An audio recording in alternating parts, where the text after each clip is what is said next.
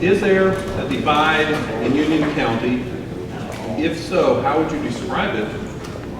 And how would you govern to help lessen the divide?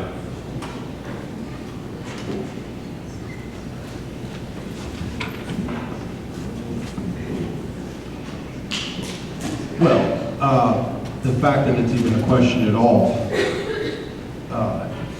recognizes that, yes, there is a divide. That is one thing that became very apparent through the many gracious people who allowed me to monopolize some of their time and help educate me on the issues around the county. As I've been drinking from a fire hose, one thing that is apparent, yes, to fix it. You have to want to be fixed before anything can be fixed. I don't know that a divide is necessarily, I think it's received in a negative light or carries a negative association. I think to a degree, I don't know that it needs to be fixed as much as it needs to be understood and managed to the benefit of the county and the people in it.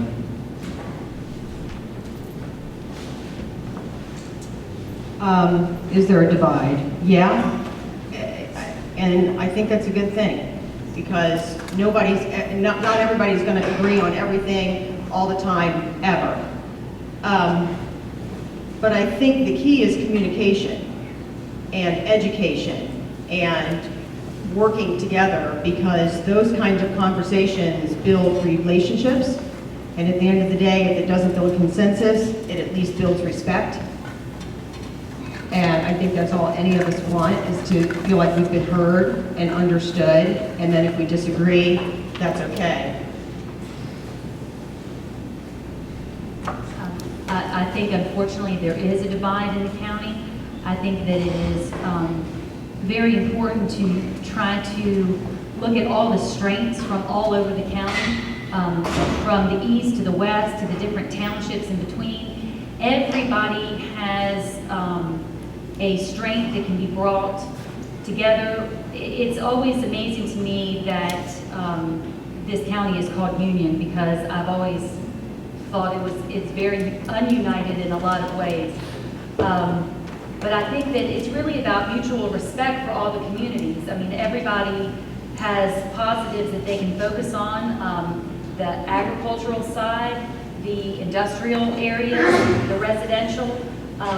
If we can just get everybody talking and collaborating, I think that the divide could greatly decrease, but it didn't happen quickly, and it will take time to make that happen.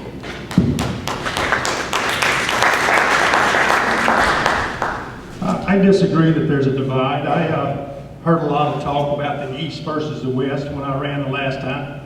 And basically, as I talk to people, whether they're in Marvin or they're in Marshall, they want low taxes.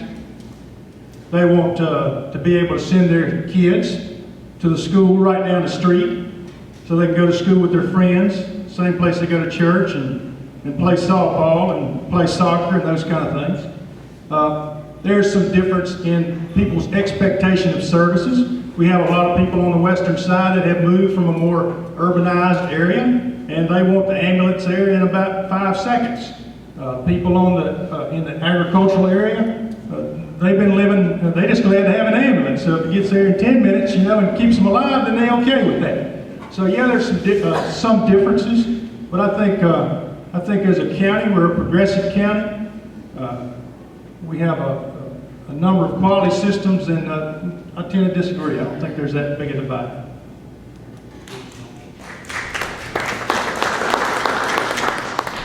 I think there is a perceived divide, but I think it's more based on diversity and lack of understanding. Where I grew up, in our valley, we ranged from 5,000 population cities to 190,000 population cities. So we had the same divide where I grew up, and it was all based on diversity. But it's that diversity of people, of values, of ideals that makes the community stronger. And Union County can be stronger because of our diversity. So whether you want to call it a divide or a lack of understanding or just diversity across the county, I think it's what makes us stronger. And we need to embrace that as a county and understand the differences between each other and work together. Thank you. I believe in music they call that harmonizing. And that's where we are. We're in the position to harmonize in this county and make things happen that are different than are happening elsewhere. You have variety in your family, you have variety in your life, and we have variety in this county. That is very positive. Thank you. You know, if you're dealing one-on-one with somebody in Union County, you're usually dealing with a pretty good person. When you deal with a group, you get all kinds of different answers. So the biggest problem that we have is that we're dividing ourselves into these groups. And again, it's almost like it's like Carolina and state land. I went to state too, I didn't mention that earlier, Jerry, but glad to have you up here. But if you have a Carolina fan and a Duke fan or a state fan, they can hack on each other all day long, and that's just sports. But it's a little bit different when we're talking about different places in the county. You know, if you're from Weddington, if you're from Waxhaw, if you're from Unionville or Fairview, we have people who, you know, there's people that have bad attitudes everywhere, and there's people that you have to deal with.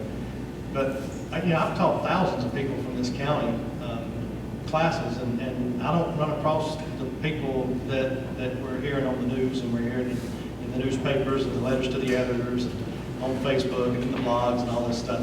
They're just not there. And even the people that I have trouble with and people that I've had issues with over time, Richard and I, we met each other at the Board of Elections. We didn't agree on a lot of stuff when we were on board together.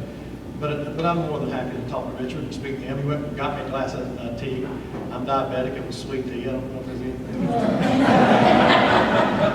But you know, what we have to do is start looking at each other's. And Lanny, I see Lanny, and Lanny, I hadn't seen you in years. You and I had some lively discussions when I was on the board, but I wouldn't discuss with you. And that's what we have to get back to. Again, it's that communication issue. Richard Verche, that you in the back there? I don't know Richard that well, but I call him and talk to him. I talk to Frank. I talk to all of these folks. Because the only way you're going to understand us, each other, is by talking. And when I met Kim for the first time, I'm going to give her a business card, try to sell her a gun. But we, you know, we can talk about things in a civil manner. And I told her, I said, you know, look, when you talk about redistricting, don't talk about home values, talk about kids. That's what people get, and that's what they understand. That's what they want to hear. And I think that's what the county commissioners are working on right now and trying to help. The school board, they did what they did, and they had their reason. I wasn't at all their meetings, so I don't know. But the divide can be fixed with communication.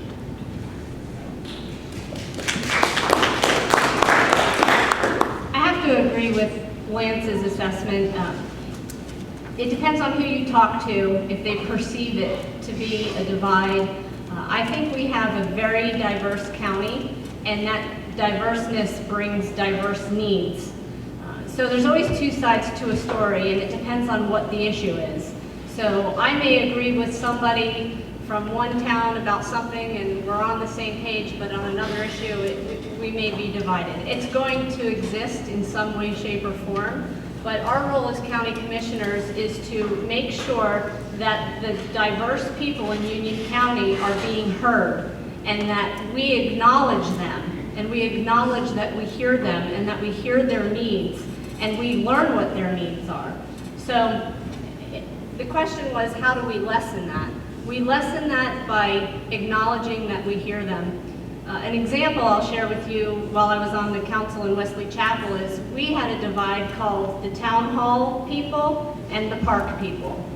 And some people in this room are very well aware. So everybody wants the dollars spent on what they feel should be the priority.